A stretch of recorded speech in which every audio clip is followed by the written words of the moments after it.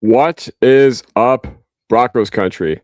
Okay, this is going to be a free agency day one night stream for the Denver Broncos, but uh, I just want to put something together real quick because I want to talk to y'all, man. I want to talk to you about what transpired today. Hold on, gonna get my water real quick. All right, yeah. So you guys know how these things go. I'm gonna be chugging water basically the whole time. And we are going to have an absolute ball tonight talking about the team. We're going to have an absolute blast with what we have to say about the Denver Broncos. But before we get into it, like I said, leave a like if you enjoy, subscribe if you're not already. Always wait till the end. Hopefully, I will have earned it. Without further ado, there's a couple things I want to talk about. Troy Franklin Lover says, get Kenyon Sadiq. We'll see about that. We will see about that. So, yeah. Shoot, I guess I'll just share my screen. Yeah, Devin Lloyd was signed. All right, cool. So here we go. And now I will share my screen and you guys will have something pretty to look at. All right, cool. Late night Denver Broncos talk, So with all these guys, that we have for, the Denver Broncos potentially available and the guys that we could have signed this past offseason, it's really just like, we're all just like, dang, that sucked. Yo, what's up, Sosa? Cool to see you. Cool to see you on Twitter and on my YouTube comments today.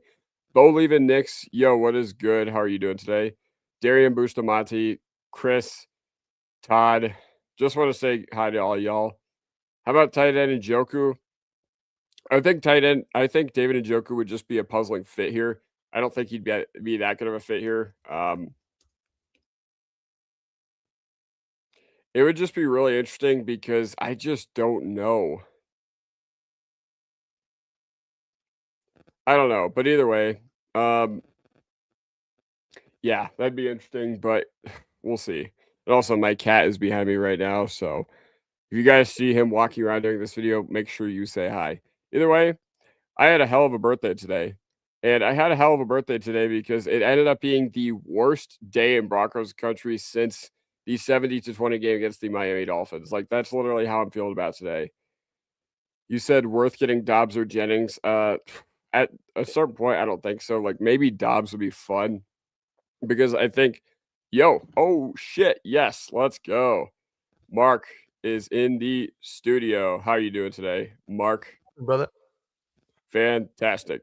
Now, I will warn you, they did give some drinks to give to me to take home. So I'm going to be doing this stream a little bit tipsy, a lot tipsier than I was during Horsepower Hour because all I did during our little break was I just slammed a bunch of stuff. And now Oh, yeah. it's going to be a lot more fun. So, That sounds fun, man. yeah, no, man. But either way, how you guys already watched Horsepower Hour, but Mark, if there's one word, oh, sorry about that. If there's one word you could use to describe this free agency cycle, what would it be so far through day one of the legal tampering period? I think it's been a complete failure so far. Yeah. Right. Yeah. And I get it. Like, people are like, it just started. Fine. I can only judge it based off of what's happened. I can't judge it based off of what might happen. That could change. But it's been a failure. And there's no way around it. There's really no way to defend it. I think if you're really just trying to be as optimistic as possible, which I can appreciate. That's usually me. But this is kind of inexcusable, in my opinion. It's not one of those where it's like, oh man, I really wanted Charlie Kolar, but we ended up signing Daniel Bellinger, and I'm pissed about that because I think Charlie Kolar is better. Like, that would be that type of critique would be me thinking I'm smarter than George and Sean Payton. That's not what I'm going at. My thing is, show me that you're trying. When I don't see it, when I see that there's a clear lack of effort, and that's the only way that I can understand this. You just can't tell me that there's been full-blown effort. That's when I have the biggest issue. Yeah, You know no, what I mean? you're correct. And I think you guys said this L word a lot on this channel or on our Horsepower Hour stream, and I think I kind of concur with you guys. It just feels a little lazy to me. Okay. Are we a team that just finished a couple points away from winning the AFC championship with a backup quarterback or not? Like, that's just the way you got to look at it. All right. that's just the way you got to look at it. And ultimately, I'm just, really disappointed with how things have turned out. I know you are too, Mark. I know that you and I are both like, what in the world? You know, why is our offseason now suddenly looking like this when, we spent all the time after the AFC Championship being like, all right, guess who they could sign, and your top free agent? Who was your top free agent this cycle? Was it Wandale? Yeah, but I knew it wasn't really going to happen. So who's your top realistic free agent target? To be honest with you, it was Charlie Kolar. Yeah, exactly. My number 5 free agent target was Charlie Kolar. So that's the thing is I wasn't asking for them to go out and trade for Trey McBride. I wasn't asking for them to get a George Kittle. I wasn't asking for them to get one of the game's best tight ends. Exactly. I was like, give me a specific role guy that can thrive in Sean Payton's system, because ultimately that's what I feel like the Denver Broncos needed, and I feel like that's where they could have upgraded. We have all these role guys, but they all absolutely suck. Yeah. So that's actually I take it back. My number 1 was ETN, but Kolar was up there as well. Okay. But regardless, that's exactly right, dude. Like people think that if I'm pissed about us not doing anything, that automatically means that I wanted them to sign everybody. And it's like, dude, listen, I've been doing this shit for a long time. Not saying like the YouTube thing, but I've been a Bronco fan my entire life. These things have gone on in my head. I've made really stupid, takes, all that kind of stuff. Like, this is not my first rodeo. I know that's not going to happen. And I didn't even want that to happen. I don't want to replace 90% of the roster. There's 2 or 3 guys that I was hoping to add, and one of them being a splashy player. Like if we came out of this with, even like Tyler Algier and Charlie Kolar, which is low-level free agents. I know they both went day 1, but I would have been thrilled, bro. I would have been really good with that. I'd been like, sweet, that's awesome. And that's what's crazy is like just those 2 dudes. And then again, had we not brought back a couple of the guys and we still had openings and there was still other options, that would make it fun too. Because then you're thinking to yourself, okay, let's see who we end up getting. You hope that they do. And you feel like they're at least weighing their options and they're out there trying. But to like shoot and miss and then just be like, okay, well, that's over, and then sign your guy, it does come off as lazy. I think lazy is the perfect way of saying it. Yeah, no, and you know what? I take this back to I'm not really well-versed in the Nuggets, but David told me that you needed to move on from whoever to win the championship. Paul Millsap, Will Barton, and there was another guy in there, I'm sure. But for the Avs, man, this would be like them back in the 2022 season being like, all right, Tyson Jost, you have been a bust. You have not been good enough for us. We are going to actively reward you with an extension because we like your locker room presence. And I don't know, man. I feel like Chris McFarland is absolutely running circles around George Payton right now. Dude, if Chris McFarland was the Avs GM, we would have had Waddle at the trade deadline. We wouldn't have picked again in the first round for another 3 years, but hot damn would that have been sick. Okay. Yeah. Yeah. You think there's anybody that's like, it's crazy to think. You know anybody that's like, dude, this Avs core, they won the Stanley Cup a few years ago, and they've been really close, man. They got bounced in the second round, but they went to Game 7 2 years in a row. Like, they're close. They should just run it back. It would have been smart for them to run it back. Nobody was saying that. No. People were like, nah, man, we need to make a change. Like, we need to be able to get over that hump. But it seems like with a lot of the hardcore truthers, I really do feel like a lot of these people on Twitter are like handles of other players. You know what I mean? Like, what are they called? Like the ghost lines, whatever it is. Burners, the burner accounts. Because sometimes it's like, it doesn't make any sense. This guy even on my YouTube comments was like, well, we should, like, I like what we're doing. This is what the Patriots used to do in the days where they were winning all the Super Bowls. They would just keep running it back with the same team. And it's like, dude, no, they didn't. Like, they still signed players. There's a shitload of examples. Okay. It didn't always work, right? They got Randy Moss. They didn't end up winning it with him, but like, that's an example. But there's a shitload of guys, man. They signed Mike Vrabel. He was one of the big guys. They signed Rodney Harrison, Danny Woodhead, right? As somebody that was a huge role player for them. Their entire offensive line was free agent guys. And it's obviously the course of a decade, but they didn't, like, teams don't do that ever. You don't ever see it where they just don't do anything. And I do think that we're going to make a couple moves, but how significant are they going to be? Yeah, exactly. I mean, to do nothing this free agency cycle, like that would be absolute comedy. Like, there's no way they could go to the podium after doing their post draft free agency or no post free agency conference or whatever, and all these reporters are just like, "Hey, so what happened?" And they didn't add any external players. Like, there's no way that's gonna happen. Yeah. You know. I mean, to So imagine like you wouldn't even have a press conference for anybody. yeah, Because like we exactly. know everyone already. Like you're gonna have, I know, I yeah, know. I was like, I wanted to take today off to make videos about like everything you need to know about, for example, Travis Etienne, everything you need to know about, whoever. But I didn't even get the chance to do that because we know everything that we need to know about Adam Troutman because we have a 3-year sample size of watching him here in this building. Mhm. Okay. Derek, one of my fellow Arizona fans, you're going to get JK a second round running back and Harvey for half that ETN was paid. Okay, so he's saying that our backfield is going to be JK, a second rounder this upcoming year, and Harvey for half of ETN's cap hit. Now, the thing is, it's not about money in this situation. It's about resource allocation. Okay. That second rounder, what if you could use it on like linebacker? What if you could use it on Exactly. D line? What if you could use it on O Exactly. line? That's It's not about the money, With Singleton, it's not about the money. It's what it prevents you from doing. With mm, Troutman, it's not about the money. It prevents you. It's like, okay, Troutman, we're not going to deactivate him on a $5 million a year contract. So what does it prevent us from doing? yeah.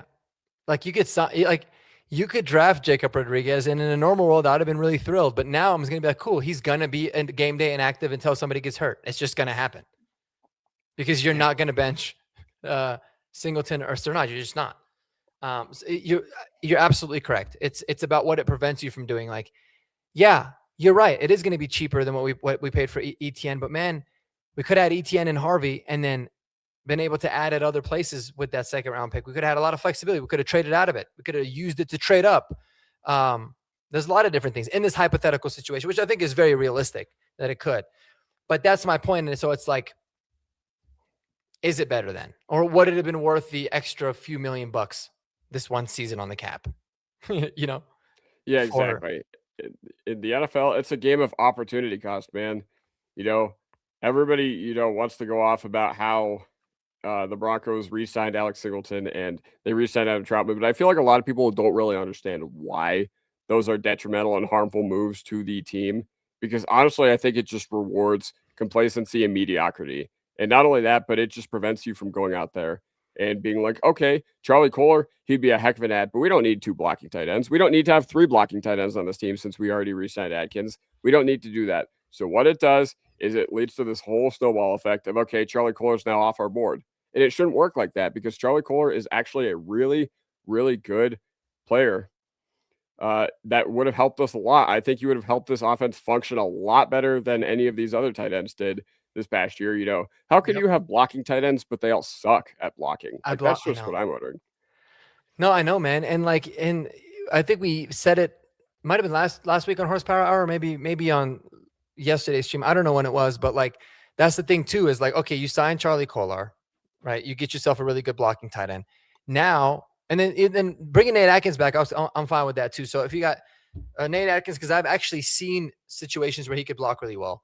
So you're assuming he's healthy, he's going to continue to get better at blocking. Charlie Kolar, is one of the premier blocking guys. Now, all of a sudden, Evan Ingram happens to start playing better football because his responsibility could change. He could focus on actually catching the ball. And then also in the draft, a guy like Eli Stowers would actually make sense potentially. Michael Trigg, they might make sense because they're not really good blockers, but you don't need them to block right now because we have guys that can do that. Or their blocking responsibilities are going to be greatly reduced to where it's fine. So again, every move eventually has some sort of a consequence or reward or whatever it is. So you're absolutely right. I mean, that's the thing that really bothers me. It's not so much Alex Singleton, the player, as it is the repercussions of it. Yeah, no. And was Singleton the worst linebacker in the NFL this past season? No, he wasn't. I think he was, below average to average. And Yeah. honestly, that's a hell of a lot more than I was expecting him to be. You Yeah. know what? No shit. My expectations for him coming into the season were rock bottom. And you know what? he outperformed them. That being said, in 2023, he was literally one of the worst linebackers in the NFL. So that's where my expectations were coming off the ACL tear. You know what? He had a heck of a year. He had an inspiring year. But the reality of this situation is the NFL is a game of opportunity cost. All right. And I did have Derek once again said the Broncos are also preparing for Bo's contract. And Darian brings up a good point. Darian Bustamante says that, all right, we got 2026, 2027, 2028, fifth year option. 2029 is when that really kicks in. So we still had a short-term window to really push all our chips in if we really wanted to. Mm-hmm. Yeah. I mean, that's assuming that they make a deal like that. Like, even though it'll be an extension, they might, put a little bit of money more up front. But, dude, I can assure you that, and I don't know, this whole like offseason, the way that today started, I don't know why I feel like free agency's been like a week long now, but this whole, like today, the way it started, it makes me maybe not think like that. But I mean, NFL GMs are always looking towards the future. I mean, there's no doubt about it, but there's no way George Payton's like, oh man, we can't because the guys that we were looking at signing, like the high end splash guys, you talk about ETN, even Devin Lloyd's contract, right? Those are like the two big ones of the guys that we were kind of warning on the target list. They really would have no impact as to what we end up doing with Bo next year. I mean, none. Our cap situation is going to be completely different next season. There's guys that we can offload and save a whole bunch of money with. Like, it has no ties to that. The real thing that you look at in the future of the team is always the draft. The draft is the most detrimental towards building out that pipeline more than anything. Yeah, of course. And, a lot of people are talking about, what do you think we're freeing all this cap space for? You know what we freed up all this cap space to do? We restructured Quinn Miners so that we could re-sign Alex Singleton and Adam Troutman. That's what we did. That's literally what we did with the restructured buddy. And you know what? We still have money to go out there and do something. But even then, Leo Chanel, I would love for Leo Chanel to be a Bronco. I really wanted him to be a Bronco. But now I'm just like, all right, if you have 3 second contracts, or in Singleton's case, a third contract on this team at the linebacker position, then that deters you from that. And that's why this is a game of opportunity cost. That's why we're disappointed with everything that we did right now. And funny thing is that a guy like CJ Allen doesn't need to be mentored by Singleton for a year. And now you're at the point where you're just like, all right, CJ Allen or Jacob Rodriguez at number 30, they're a heck of a player. But, we now have a glaring need at another position. So you don't even need to do that with, using your first round pick. Everybody absolutely rioted that Barron didn't play much this past year. Could you imagine if, our first round pick was a linebacker, off-ball linebacker, and they were getting like 2 snaps a game because the coaching staff just wanted to run it back with Singleton? Mm-hmm. Yeah, I just can't really make like a rational thinking. Like I can't wait to hear what Sean and George Payton have to say about it, but I'm also dreading what they're going to have to say about it. You know what I mean?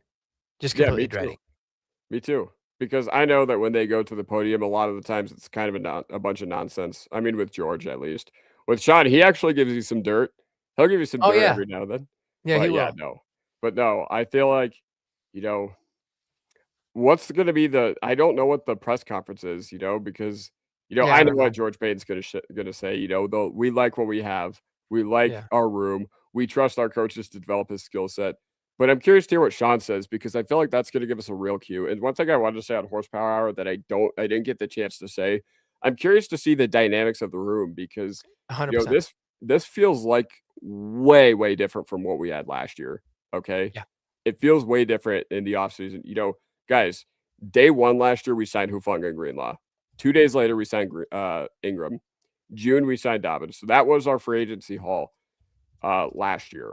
Okay.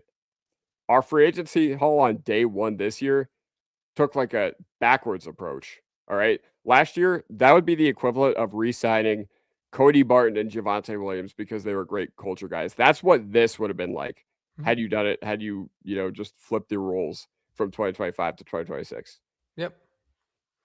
Yeah, no, I'm 100% with you in terms of I felt like there was some sort of I don't know if it's a power struggle or some sort of miscommunication in the room there as well. And I'm going to be we're going to see. I mean, they were talking about George Paton was going to get his extension, and Sean Payton was like, man, he absolutely should. There's obviously, I've been clamoring for that to happen since I got here. And they made it seem like it was pretty obvious, but just keep an eye out if something weird happens and all of a sudden that gets dragged out a little bit, or something's weird, because it felt like the dynamics were off. Everything about this was weird.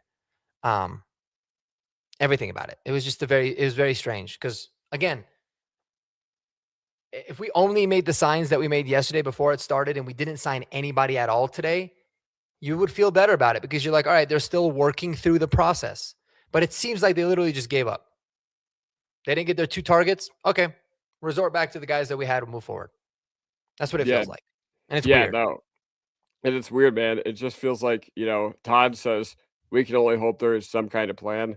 I mean, the first day of the legal tampering period has come and gone. And by and large, this is largely what the free agency class is going to look like. Now, there are some guys that are linked to Denver that are still out there. Like Chanel, I know, was one that was linked to Denver a little bit more before free agency started. But with the, like I said, with the linebacker news, I don't think that's going to happen. What else? There were a couple guys linked to Denver that I feel like are just now off the table because, it's just real. It's just, I don't know. It's just not pragmatic. And, a lot of people said that last year we had holes when we took Johnny Barron, when I was, literally thinking about, what would happen if we used our first round pick on a linebacker. But the problem is how do I put this? I feel like this coaching staff and this front office, I feel like there's a miscommunication there on, resources and resource allocation and how much this guy actually gets on the field. Like, for example, Evan Ingram, man, they made a big deal about going out and getting him. And then suddenly he plays 40% of the offensive snaps with only 1 game missed due to injury. Mm-hmm. It's weird. It's really weird. It's almost like there's a blatant, hey, if we can't get a very specific type of guy that we want, then we're good just not getting anybody at all and figuring it out. You know what I mean? Like at certain positions, obviously. I don't want to take away from all the really good things that George and Sean Payton have done, because there's a lot. There's a lot more good than there is bad. Yeah. But when you start to notice trends, you're like, okay, this is just how they operate. And it's just what they do. Like, it's crazy. Like there's that they don't care about certain linebacker, like certain rooms or just being okay there, Yeah. And it's weird. It's really, really weird. But I don't know. I mean, there's this Jeffrey Essery on Twitter. This is kind of fascinating. He had said, I'll just copy and paste it into here. Go follow it. It's not my tweet, but it's easier. And it makes a lot of sense, because it says one observation, the top one. It puts it in 2. I don't know. One observation: Denver is returning 95% of their entire offensive snaps from last year's roster, and 92% of the defensive snaps. I don't have a good way to pull historical, but that is, or has to be, near the top of roster turnover and free agency era, near unheard of continuity, right? And I don't think this is necessarily a spin, because he is a staff writer for Mile High Report, but like, it is interesting because you're like, that doesn't usually happen. So that's pretty cool. But where my mind goes right when I see this is when you have teams that have a lot of success, there usually is a lot of turnover on their roster because other teams really want their players. The problem, the weird thing about the Broncos is we don't have that issue, dude. Like, no, and it's, I'm not even trying to joke about it. Like, maybe we just have a certain flavor of player that works for us that other teams don't care for, or there could be a multitude of things, but like, this could be a really good stat that he pulled, or it could be like, is that a good thing though? Because I remember, man, after the Super Bowl 50 win, our free agents, I mean, people were clamoring to get after our guys, right? And you knew we had a really good coaching staff because every single year, I'm talking about recently, every single year, other teams are poaching our coaching staff.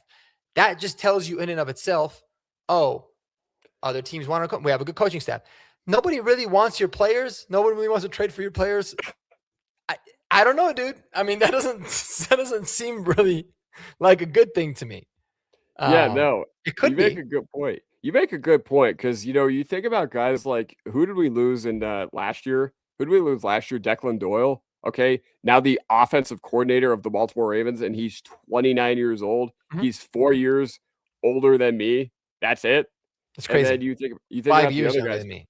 Yeah, exactly. Crazy. I thought you were like 27. No, I'm Wow. 34. I know, man. I That's okay. know. Young soul. You look pretty good for your age. I've But always either been the way, youngest. So yeah. Anyways, go ahead. that's funny. But no, you lose Declan Doyle. I think there were, you lose Jim Leonard this upcoming year or this previous coaching cycle as well.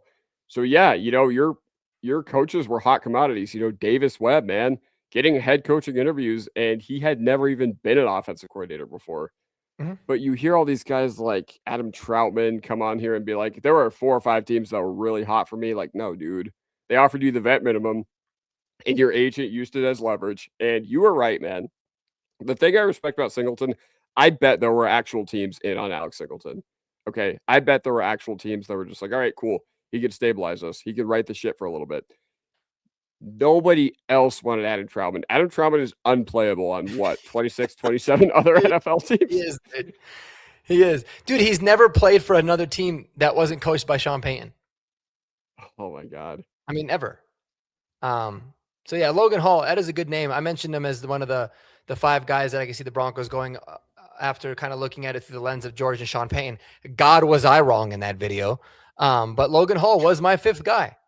And so he could be. He would be like a rotational type of defensive end. A lot of talent. 2nd round pick out of Houston. A lot of very, very talented kid.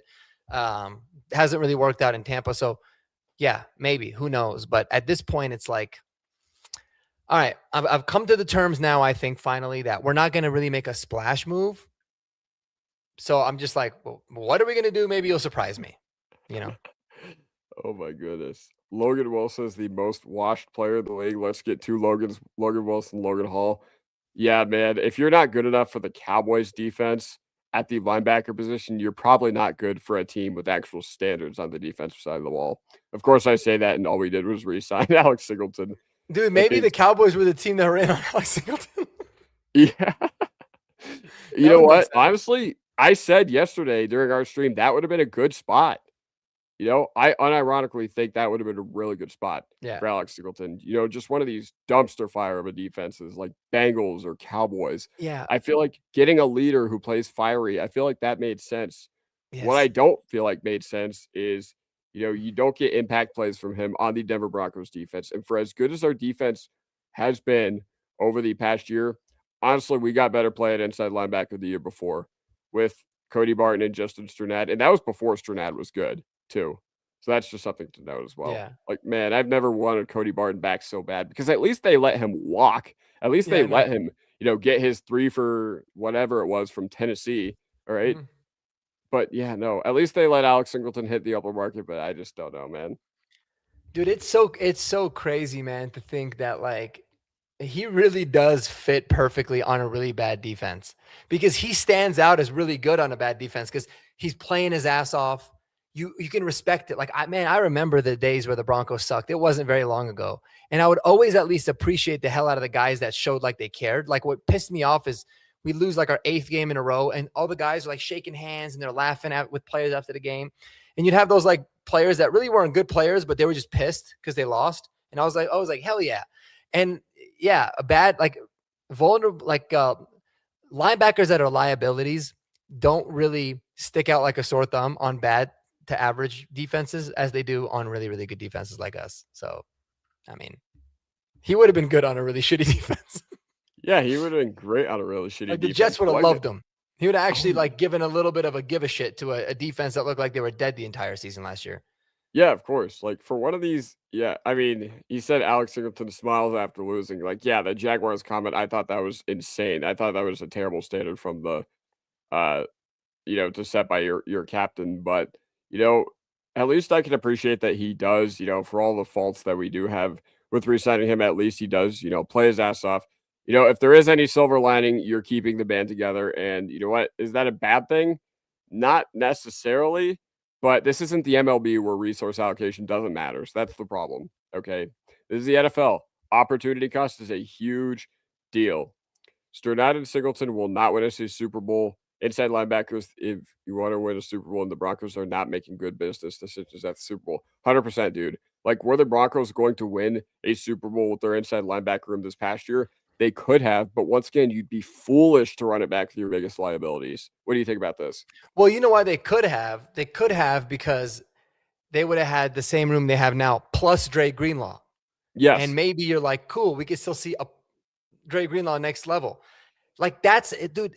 Them signing Singleton and then immediately releasing Alex Singleton was like, or releasing Dre Greenlaw was like the most add fuel to the burning fire that was driving me nuts. Because even if you had all three of those guys back, you could still easily make the argument, okay, yes, this room got better because you're gonna bank on a healthier Dre Greenlaw, and maybe Alex Singleton continues to have a decent season 1 year removed from the ACL. For this year, you could have easily argued maybe we got better at inside linebacker. But when you it was mainly because you're optimistic about Dre Greenlaw having a healthy season. But now he's gone, and you're like, oh, I know exactly what the ceiling for this linebacker room is, and it's not very high.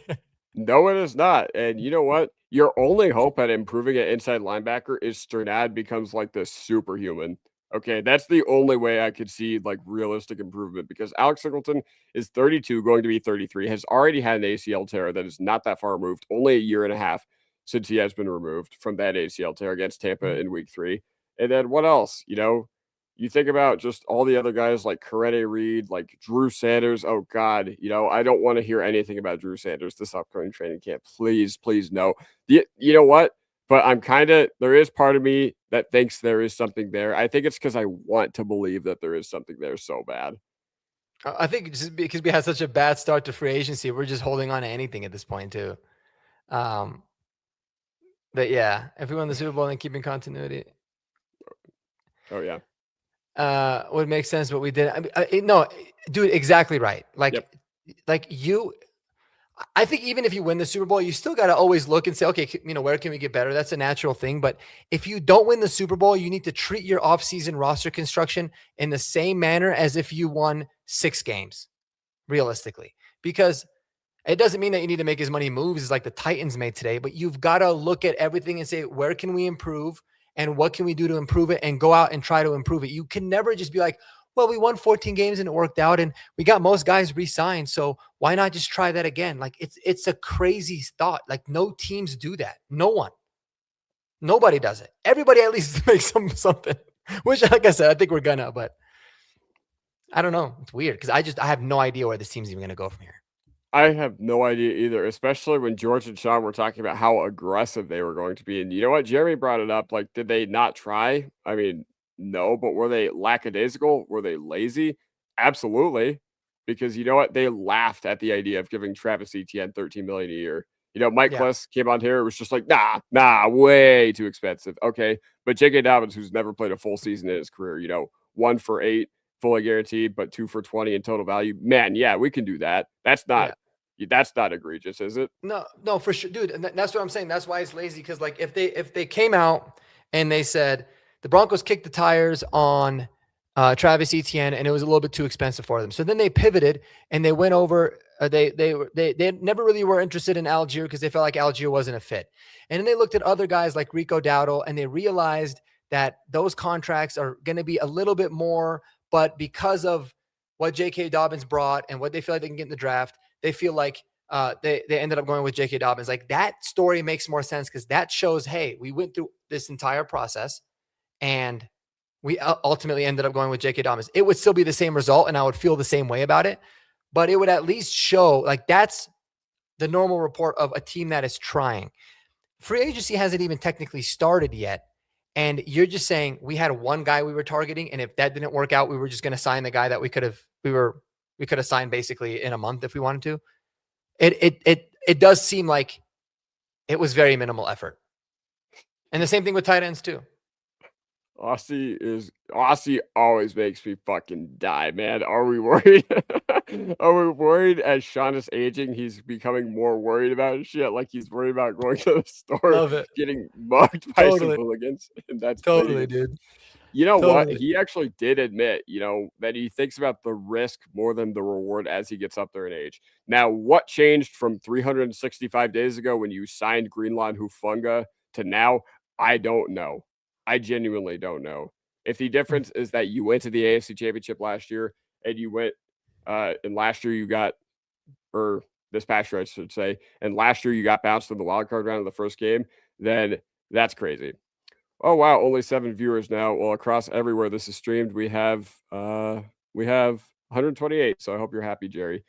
But yeah, no, either way, he almost did this with Lil Jordan Humphrey being his wide receiver 3, LMAO. See, this is the thing. People forget we're not that far removed from Lil Jordan Humphrey getting that snap share in the AFC Championship. And you know what? I bring up Lil Jordan Humphrey. Guys, I know the Broncos had their hands tied. I know they didn't have a whole lot of solutions. But you know what I would have done? I would have made it so Lil Jordan Humphrey, who was a significant part, who was cut from the 4-13 New York Giants with wide receiver injuries everywhere to Neighbors and Slayton and whoever, I would have made it so we didn't need to re-sign him to make our offense work. I would have made it so where he was not an integral part of our depth, to where he's not playing 74% of the snaps in the AFC Championship. Yeah. And here's another thing that I feel like we need to be real with ourselves. Last year was extremely exciting. I loved it. It ended in heartbreak. That same shock that I felt after hearing the Bo news, I kind of felt a little bit like it carried over to today. But let's not kid ourselves. All right. This is a team that significantly overachieved, that won a lot of games that they should not have won, that were in one-score games with a lot of teams that they had no business being in one-score games with, right? We got very lucky. We got very lucky by not having a lot of injuries again during the season. Obviously, it killed us in the postseason. We played a lot of opponents that didn't have their starting quarterback at the time. We ended the season with a third-string quarterback in Kansas City, and then we got lucky that the Chargers ended up deciding that they didn't want to play any of their starters, and we still barely won both of those games. We played Cincinnati early in the year at home, and Joe Burrow had gotten hurt a couple of weeks, prior to that, or else that could have been different. Like, this was a really good team, but it was still not a phenomenal, this like unbelievable, all worldly team. Like, a lot of things had to happen and go right in our favor for us to get to the point that we did. And it's cool that we got there. And yes, all the things are true about if Bo doesn't get hurt, we probably make the Super Bowl. We were 30 minutes away from making it. But that didn't happen. And so you got to look at it with everything. Like, yeah, we had a historic comeback against the Giants. The Giants suck. Why the hell were we down 28, 29 points to them? You know what I mean? Like, it shows a lot of grit and a lot of good things, but there's also obviously a lot of flaws there. And so we can't just live in this fairy tale land where we're like, oh man, we're in the AFC Championship, we're gonna. And then to add to the point, teams are going to get better in the AFC like they do every year. It's just naturally what's going to happen. You're going to play a first place schedule this year. You're going to have much more difficult opponents. So could what happened last year happen again this upcoming season? Yes, but it is extremely unlikely. No. And you've got to set yourself up better to be in a better position to win those games moving forward. Yeah, I mean, it just is what it is. You're completely right. And this comment, I highlighted it because it just brings you a good point. The schedule next year is going to be harder. Okay, you get the NFC West. I know that, people say in May when the schedule comes out, well, you can't really circle wins and losses or whatever. I don't need to circle wins and losses and know that the NFC West with 3 teams, the 49ers, the Rams, and the Seahawks, who are always going to be competitive, is going to be difficult for us. Okay, I don't need to, see what the slate looks like during the week we play the Patriots or the Bills, to know that those are going to be tough games, and to know that you're on the road in Pittsburgh, and to know that you have a first place schedule this upcoming year, which includes the Jaguars, which includes, I know Pittsburgh was a bit of an anomaly, but still, and yeah, we were in rock fights. And honestly, I don't feel like this team played that much better than the 2024 team. I really don't. I think they were better, but I feel like this past year you hit less explosive plays, you generated less turnovers. While I do think you were a better down-to-down team, and I thought you were more consistent on certain areas of your team, I thought special teams was a huge step back from the 2024 team. What I'm trying to say is I feel like this team was not that much better than that 2024 team. No, the only difference is that they were a very clutch team this year. And they were very not clutch in 2024, which I know is important. But in 24, when we played bad opponents, we would murder them. We beat the fucking piss out of them. We wouldn't do that this year. No, we let all of them hang around. The Jets, there was no reason for them to be at midfield with like a 4th and 5 that could have put them in field goal range had they picked up. Yeah. No, it's crazy. Highlight the Monarchist at 10:25. He puts on. I appreciate it. He's so funny. He said Mark called me out. Oh, I didn't mean to call you out. I hope I didn't you didn't take it like that. It was just funny because it was so out there, and I didn't know if you were being serious. So you had said, what would be fair compensation for Garrett Wilson? Do I rate him too high, or Sutton and Franklin too low, or is it the late first and third that you're worried about? That's a loaded question. I would say I think Garrett Wilson is really good, but I would say a first-round pick for Garrett Wilson would be fair. A first-round pick and Sutton for Garrett Wilson, maybe. I mean, I still probably wouldn't do that. That's still a lot. I think for me, it's one of those where you're like, okay, you're putting so much on Garrett Wilson being an absolute behemoth of a receiver for you because you're getting rid of Sutton, which I think that there's a clear upgrade between Sutton and Wilson, but then also Franklin, which I think he's still very much an ascending player. People don't talk about just the huge step he took from year one to year two. And imagine if he does that from he doubled up on he doubled his receptions or tripled his receptions, tripled his touchdowns, and tripled his yards. So, you're taking away that possibility. He's only 21 years old still, or 22 maybe. wow. And in addition, a first and a third, that's way too extra because you're going to use one of those first round picks, that you would have used one of those first round picks to get a receiver. So now the second round pick that you have, you'd use that to get a receiver, and then you're still not filling other needs. So to answer your question, it's probably the first rounder and Sutton. That's the first rounder and Franklin. That's too much for me in that one. I just wanted to answer that, but I appreciate you asking it. Yeah, no, Monarchist is also a great follower, so I Yeah. love seeing you in here as much as I can. I hate the whole we didn't overpay. Like you just overpaid Troutman and Dobbins. Just because they weren't external, that doesn't mean we didn't overpay. You're correct. You didn't even let Troutman hit the market. You set the market for him, which I think is just ridiculous. Okay, there's nobody else that was going to give Adam Troutman a 3 for what was it? 3 for 17, right? Sorry, Tito's hitting me a little hard right now. Oh, But Tito's, bro. That shit reminds me of college. I yeah, think it was no. 3 years. 3 years, 17 million Okay, or 18 and a half. this reminds me of when Chris Bryant signed with the Rockies. And disclaimer, I don't follow the Rockies. They have not earned our trust as a fan base or our attention span like the Nuggets, Avs, and Broncos have. That being said, this reminds me of when Chris Bryant was just like, I wish I had done a little more research before I signed with the Rockies. You know what? Fuck you. You know why? Because nobody else was going to pay you that ridiculous contract that the Rockies did. It was Yeah. what, 7 for 210 million, where he had injury concerns and had been a Yeah. declining player for years. So when Adam Troutman comes out here and you set the market for him, you're not reacting to anything. At least with Singleton, I do respect the fact that they let him hit the open market, because had he gotten an egregious offer at 10 a.m. Mountain Time from another team, he would be on another team. That's just the Mhm. way I see it. But the Mhm. fact that you set the market at one of your weakest positions on the offensive side of the ball, that's just the bigger problem. Yeah. No, I agree. And dude, I didn't know Chris Bryant said that about the Rockies. The real answer to that is the Rockies should have done more research on your ass, bro. Like, are you out of your mind? You're like robbing this franchise, $200 million or whatever. You don't even play.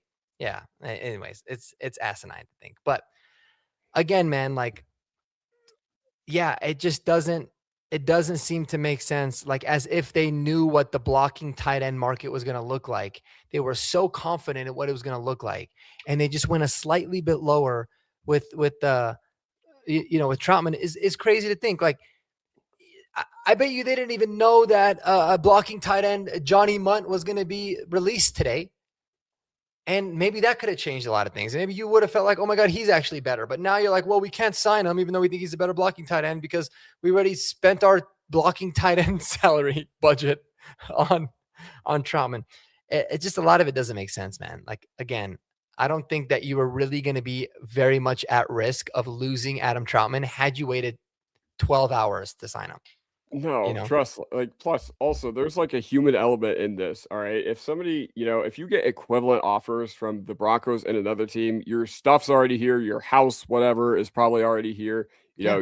This team, this city. You don't want to have to like go through moving and all that. So like, why would you want to relocate? Why would Yeah. you want to relocate if you were just given the same offer, by a similar team? I don't know. But either way, you talked about, we talked about Bellinger and Charlie Kolar. They both got 3 for 24, like 3 for 24 contracts. We're waiting to see the guarantees on that.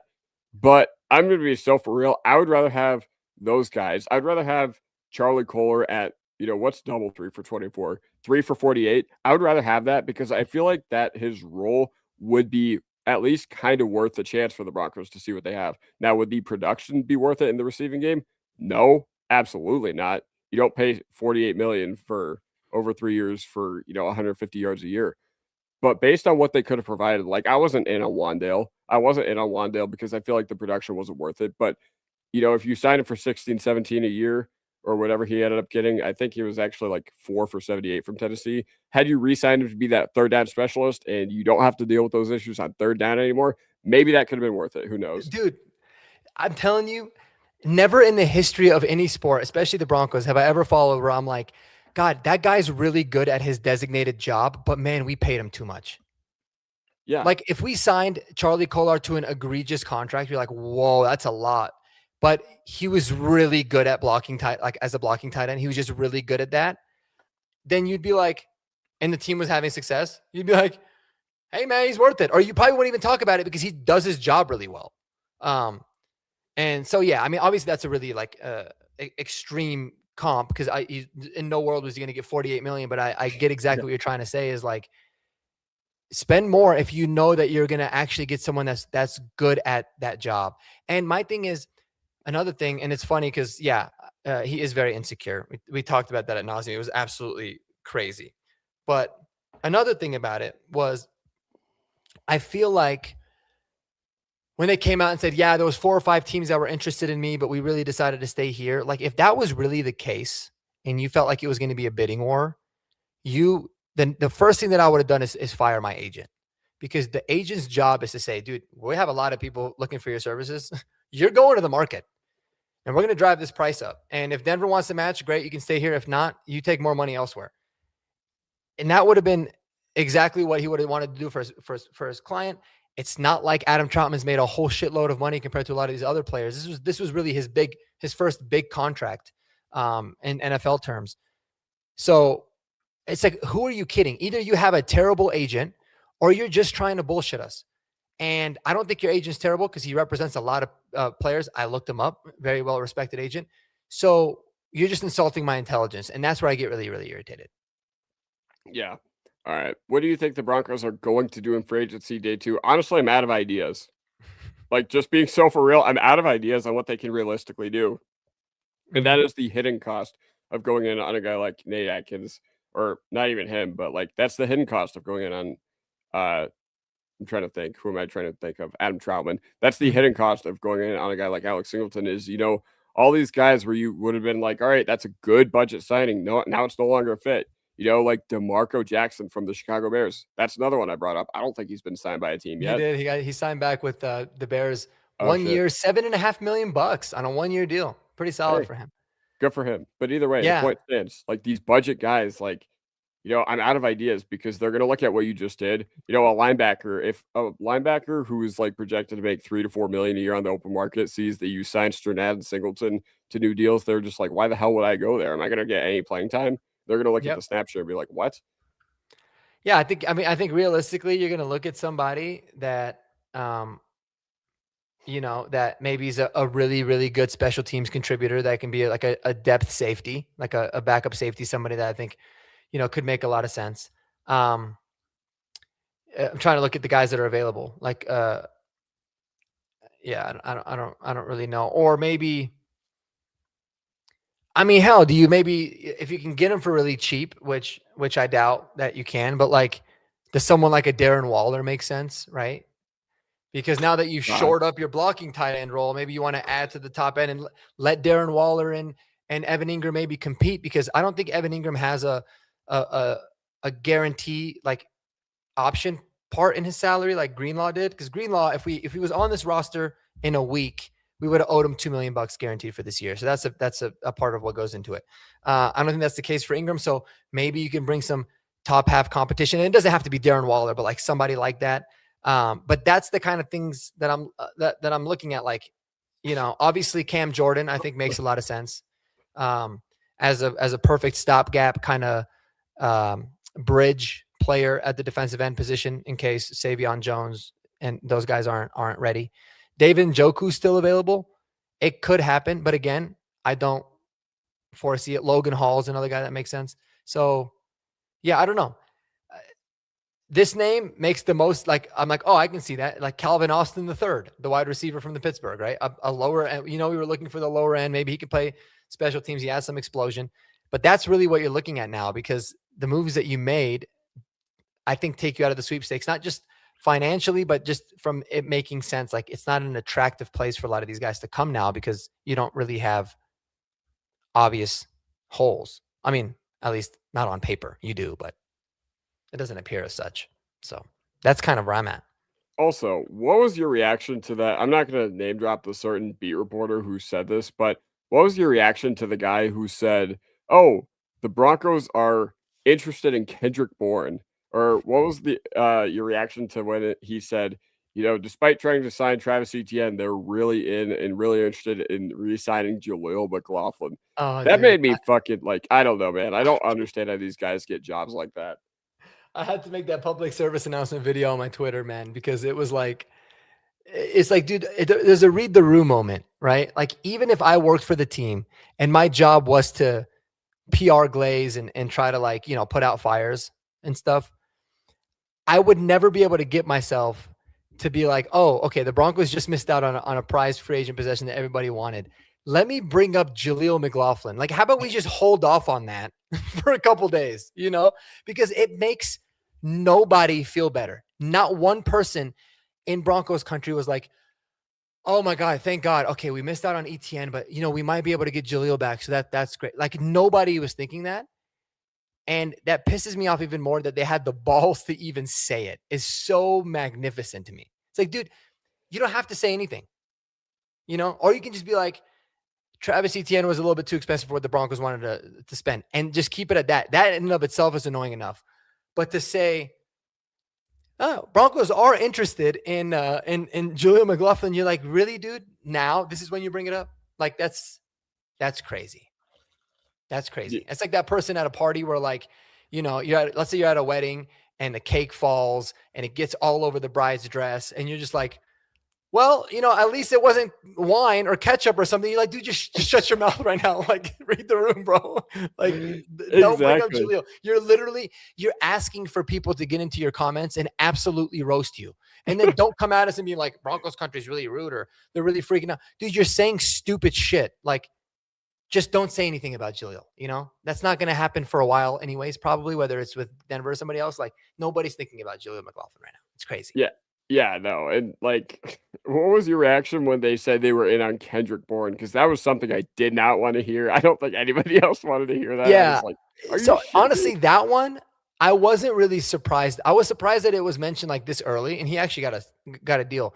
I wasn't surprised because I felt like the whole time, unless we traded for a receiver, the type of receiver that we were going to get is probably a lower end guy. Like, you think, we got Trent Sherfield last year. The year before, I forgot the name of the guy who ended up getting shot when he was here, and then he went to Reynolds. Yeah, Josh Reynolds. So those guys make sense. Like, I was fine with the Trent Sherfield signing last year. I was like, cool, if he's a really good special teamer. Didn't work out fine, no problem. Josh Reynolds too. Like, so I felt like that was the move we were going to go. And I was good with that because I've always said, realistically, to make our wide receiver room better, you need these guys to develop. That's just how we've built it. And by having Sutton as the wide receiver one under a big contract, you're basically giving yourself only one opportunity. So I was totally fine with Kendrick Bourne. I actually like Kendrick Bourne too. I think he's a pretty good receiver. So I would have been fine with it. But had that come after the news of like Broncos were really in on Alec Pierce, which, disclaimer, I was really high on him and it would have been exciting, but I wasn't like, oh my God, we need Alec Pierce. But it wasn't like there was reports that came out that said Broncos were really in on Alec Pierce, but they just missed out on him. And then the Kendrick Bourne thing dropped. That would have been a little bit more annoying. But right after we missed out on ETN, like within minutes, they're like, Broncos have expressed interest in bringing back Jaleel McLaughlin. And you're just like, oh my God, dude. Like, I would have almost rather you said that before the ETN news. But yeah, piss and glitter is just like, what's up, what up snapper said. Like, yeah. Pissing glitter. That's one way to put it. Yeah, Mhm. no. How do y'all feel about getting Josh Jacobs? Dude, if it's for a vet minimum, I'd be all for it. Or no, not Yeah. even a vet minimum, but lower end deal, I'd be all for it, man. Could you Mhm. imagine Jacobs, Dobbins, Harvey, and maybe a rookie or a UDFA or whatever? That would Or be I'd be excited about that. yeah, Emmanuel Wilson too, man, from the Packers is a really good player, and he's somebody that I think could help elevate the room. Like I do like the idea of getting another running back, Emmanuel Wilson, or some people were saying trading for Devon Achan's backup, Jalen Wright, like those kinds of guys. Intriguing, right? A lot of you know uh, potentially a high ceiling. There's still a lot of potential. They're young guys, and they're break glass in case of emergency when J.K. Dobbins gets injured. And then you don't go into the draft feeling like you have to draft a running back.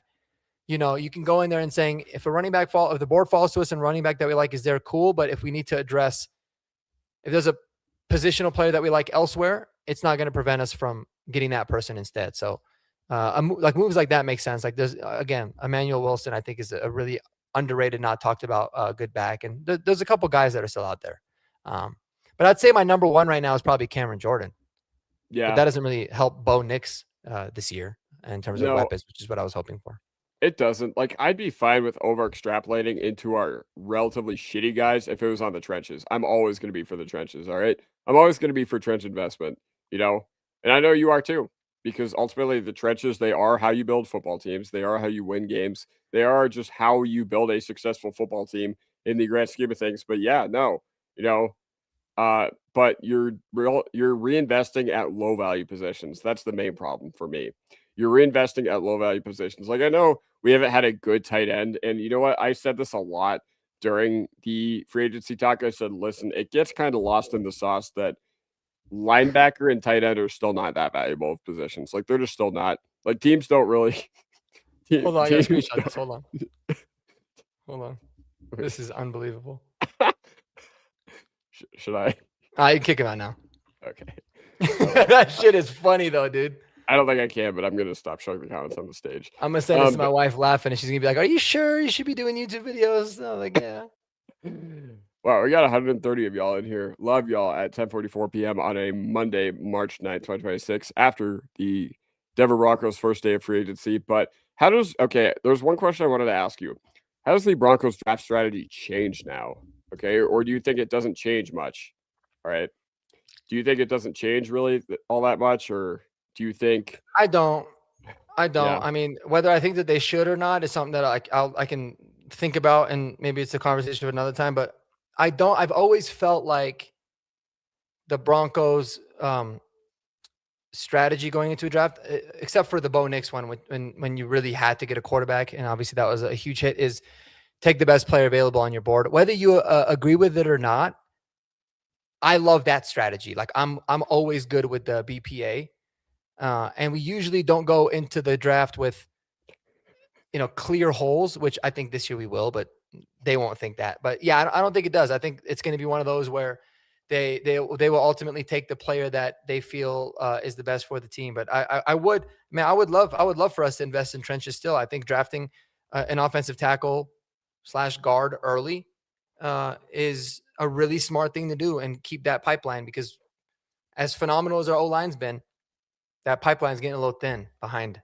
our aging tackles. So yeah, you're correct. And now, do you think, with only two inside linebackers that are like proven NFL guys that can handle an NFL workload, or not even that, but two true proven NFL linebackers, like, do you think that the strategy now has to be that you got to reach on one, or not even reach on one, but do you think it has to be addressed within our first three picks?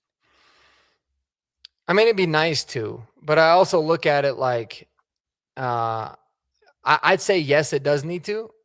This is crazy. These people keep coming in the comments as well. I don't know how this keeps happening. I know it's like a bot, I think, but I think another thing, for me, it boils down to, I think that they should, like, that's my personal opinion, is absolutely you should take a linebacker, and it probably should have been the case regardless.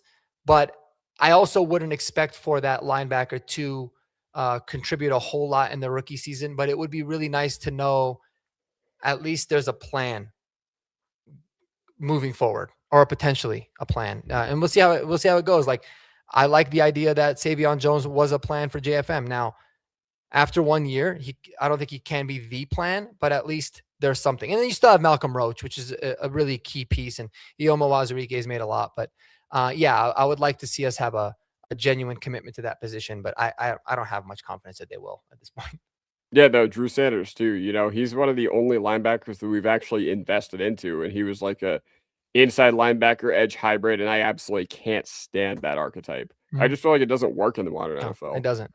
No, It doesn't. And it didn't help him that he was like, put in that position where he wasn't just like brought in and given this role. And then obviously the injury sucked, but it almost seems like, bro, if they get screwed with a certain positional group, they stop investing in it. Like, think about it. Like, they invested, a premium pick on Dulcich. He just kept getting hurt. Yeah. They let him go. And then they were like, we're just going to ignore tight end and go minimum with guys that we know are reliable and blah, blah, blah. And then the same thing happened with Drew Sanders. Like, they invested a 3rd round pick. They traded up for him. He ends up just always getting hurt, doesn't contribute anything. And so they're just like, screw that, bro. Let's just keep going with what we're comfortable with at linebacker. Like, it's crazy when you think that's exactly what they've done. Anything that they've not hit on the draft positionally, they've just ignored it. They've been like, nah, we're good. Yeah, that's actually a really good point. And the thing is, with your misses, they get magnified when your position room sucks. Like Baron Browning, I always bring this up. 3rd round pick. Does anybody care because you have Benito and Cooper? No, nobody gives a flying fuck. All right. Yeah, especially because Cooper was a 7th rounder in that same draft, and you absolutely nailed it with him. Yeah, exactly. But, yeah. And then, you think about the tight end room where you've been bad for a long time. You think about inside linebacker where you've been bad for literally a decade. And now those misses get magnified. And that's why we're always talking about running back, inside linebacker, and tight end being all these needs for the Denver Broncos. And it's just infuriating. It's infuriating that, during the AFC Championship, one of my first thoughts walking to the parking lot after the game was, man, I can't believe that happened. But, it'd be really, really a missed opportunity to bring back all these same guys that I just had to watch on the field. Mm-hmm. It'd be a huge missed opportunity to, run it back with all these horrible guys like Troutman. I saw him lined up out wide like a lot during the AFC Championship during the game against the Buffalo Bills. Yeah. I was like, you know what? I can't wait for us to actually upgrade at those spots. And not only did we not upgrade at those spots, we actively gave a raise to complete non-factors. No, I know. And this is crazy, man. I think we're actually really onto something because it continues. So think about the 3 positions that have been neglected the most, right? It's been running back, tight end, and inside linebacker. And where were our draft misses? We missed on Drew Sanders, right? We missed on Greg Dulcich. And then Javonte Williams kind of, he was a bad injury. He's obviously turned it around, but we didn't get nearly what a 2nd round pick should have gotten as a running back. So it's like, we almost just punted. Now, I know we drafted R.J. Harvey in the 2nd round last year, but it's kind of crazy to think that, like, man, they get burned and then they end up just forgetting about it and continuing to build elsewhere. It's kind of wild. You're right. You're right. Like, what happens if your 1st round pick? We haven't had the problem in the Peyton regime of our 1st round picks not working out, primarily because we haven't had 1st round picks. But even then, like, what happens if Barron misses? What happens if all these guys just straight up miss? All right. What happens if, in a couple of years, I don't know, let's just say Jaquan's not as effective or Riley Moss isn't as effective and Johnny Barron's not effective either. That miss is going to be magnified and you're just going to be like, what in the world are you doing? Yeah. I don't know. And dude, to their credit, I mean, you look at George Payton's track record in the draft, he's been phenomenal. Yeah. I mean, he really has been fantastic. Nobody's going to be perfect, but like he's nailed a lot of these picks, and I mean, you got to give him credit for that. And even some of these undrafted guys, but we have a lot of really, really good players that were drafted. But yeah, I just wish that we had shown a little bit more. I just wish we had shown a little bit more. And here it is, Chuck Hartman music. Teams are built through the draft, not through free agency. Dude, I get it. I'll say this again. It's like exhausting. I'm not saying that the Broncos needed to go out and spend more than anybody and sign 10 guys. We were asking for 2 or 3 dudes that would replace guys that we felt like we've watched on this team for several years now. And we know, we're pretty damn confident, and not just watching them on the TV, but they're all 22 a million times, that they're not very good. And we were hoping to get replacements for them, not the big level, the high level, $100 million replacements. Just those three guys. I agree with you. It is built through the draft.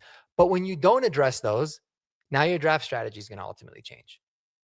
Because your draft strategy now is like, oh, we can just go at a completely, different direction than we would have had we actually felt like we upgraded. So I agree that it's built through the draft, but you can still upgrade your positions through free agency with much more known commodities that you've seen play in the NFL. It's a lot easier to do that. Yeah, of course. And like I said, I wasn't one of these guys that came on here. It was just like, if we don't get Devin Lloyd, our season's done. If we don't get Alec Pierce, our season's done. I was one of those guys that was like, all right, I want to upgrade our role guys. I want to upgrade the guys that, like the Adam Travens of the world. I wanted to get like a Charlie Kolar, because at least, with a blocking tight end Kolar, you can be certain that he's going to be a good blocker, right? I wasn't asking for them to go out and make a million splashes and trade all their first round picks and, go all in and, trade for all these great guys. Like, I wasn't asking them to give up, 3 firsts, 3 seconds for Trey McBride or anything like that. I was just asking them to not run it back with the same scrubbalicious dudes that we watched over the past 3 years. Yeah. That's just all I was asking for. No, for sure, man. And dude, think about it. Like, had we gone out there and just recklessly spent, I think it would have been exciting. All of us would have been talking about how exciting it is, right? But we would have been like, dude, this better work. Like, you better win the Super Bowl or else you're screwed. But I would much rather be talking like that and being like, all chips in the table, man. Let's go ahead and get this, than being like, no, let's just sit there with our, tail tucked between our legs and hope that we get lucky as hell and are able to get back to the position that we got to last year again. I would much rather the former than the latter, to be honest with you on that. Yeah, of course. Some draft talk going on here right now. They don't address linebacker, running back, tight end last year. I wouldn't say they didn't address it, but I think the way they addressed it was pretty laughable at the end of the draft, because you came out of the draft with Harvey as your only running back of note in free agency and the draft. You did sign Greenlaw. You did sign Ingram. So I respect the fact that they at least tried with those. Yes, big time. Of course, Ingram, Greenlaw will debate forever. Like, I think he's going to be heavily debated forever in Broncos country. It didn't work out here. That's just the reality. Like, a 1-year signing and getting cut after the first year, or 3-year signing and getting cut after the first year, it's a miss. Whatever. We can always debate the reasons, but at least I respect the fact that they tried. I respect the fact that they were just like, Cody Barton, you were not good enough for us last year. We have standards. We want to build a championship team. We have, all this. So I don't respect the fact that they're running it back with Alex Singleton. I just don't. I flat out, especially because I'm like, what changed 365 days ago? Yeah. No, dude. And remember last year, the owners meeting? I don't know. It might have been the owners meeting or whatever, but it was in the offseason, like around this time. Sean Payton sat down with Kay Adams, and he'll spill the beans with Kay Adams. Oh yeah. And she kept asking about this Joker role, and he would like kind of brush it off, but he'd say, I think that our needs for this team is up the spine of the defense, right? He said, that's where I feel like we have our musts in the draft. And at that particular time, our linebacker group was Cody Barton, who we let go, Alex Singleton, and Justin Strnad. Those were our linebackers. And he was obviously talking about safety as well. So we addressed safety with Hufanga, nailed it, hit it out of the park, phenomenal signing. And then you address linebacker with Greenlaw. Cool. You fast forward a year later, Greenlaw's out of the picture, and the same two guys that you were saying you clearly needed to upgrade last year, now you're committed to both of them. What really changed? Like, did those two guys show you anything of substance that was like, oh, we don't have a need there anymore based off of this last year? I don't think you can confidently be like, yeah, I think Strnad and Singleton were so great that, we don't have a need anymore. Like, that's where I'm like, who are we kidding right now? That's why it doesn't make sense to me. Yeah, no, Strnad had a hell of a year. I will say that. Strnad played fantastic this year, especially what I was expecting from him. And at the end of the 2024 season, I was like, this guy is one of our biggest defensive weaknesses. But yeah, no, Singleton, Like, the fact that you saw what you did on the field, like, at some point, on-field play needs to be considered here. Mhm. At some point, on-field play, I don't care how good of a guy he is in the locker room, and this is where I guess I just differentiate from a lot of Broncos, analysts that are paid to talk about the team and are paid by his agent to spew certain things and certain narratives, is because I'm gonna come on here and I'm gonna keep it real with you. I can appreciate what Alex Singleton did for us last year. I can appreciate that it was an inspiring season.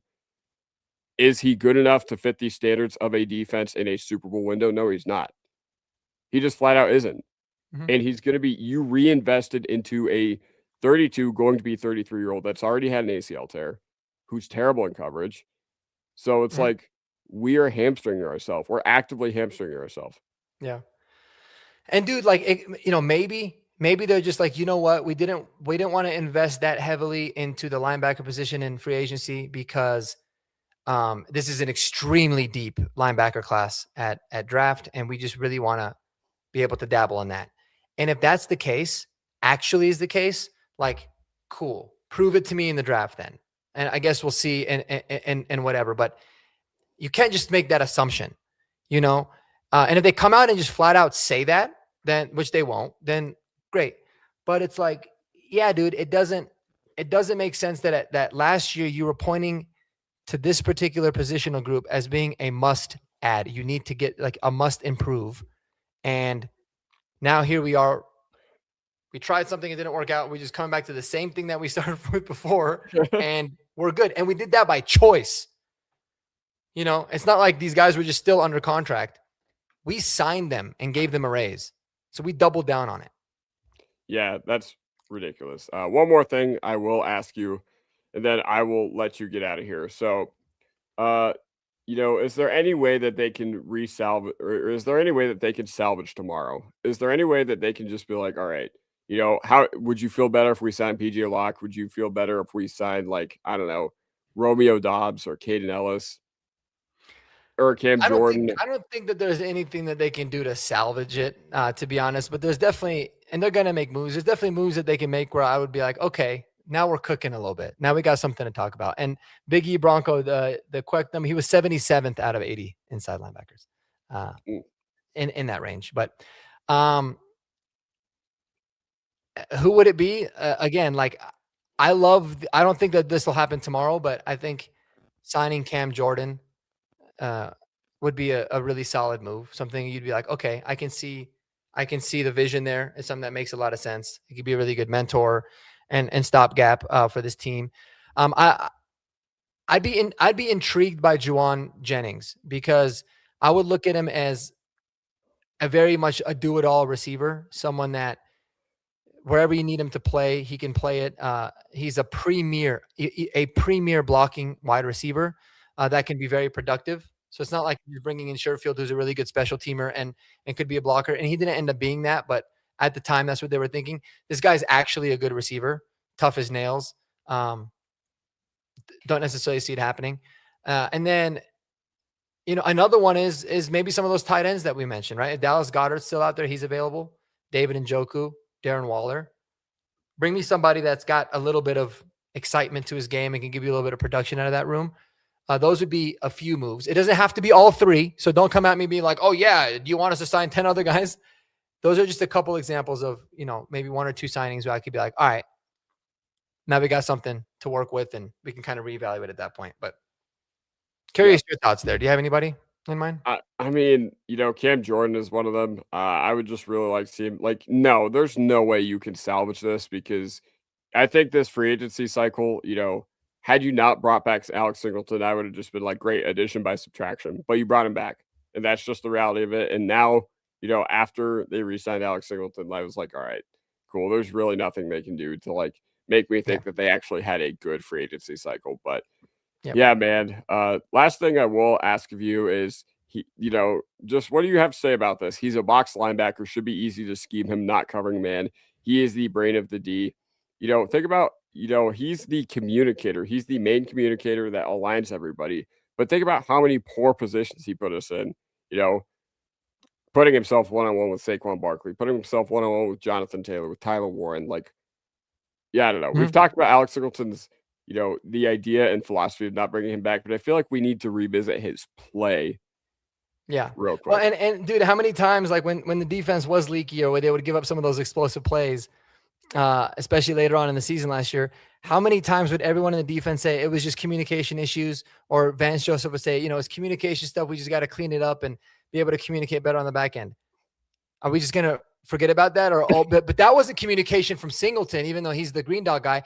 That came from the secondary. Like, we don't know that, but I mean, it could be. So yeah, I mean, listen, he could be the brain of the defense or the heart of the defense that you want to talk about, but it's not a really good functioning brain, and it's kind of a failing heart. Like, that's just kind of is what it is at this point. Like, I'm sorry to break it to you, and I love Alex Singleton as a person.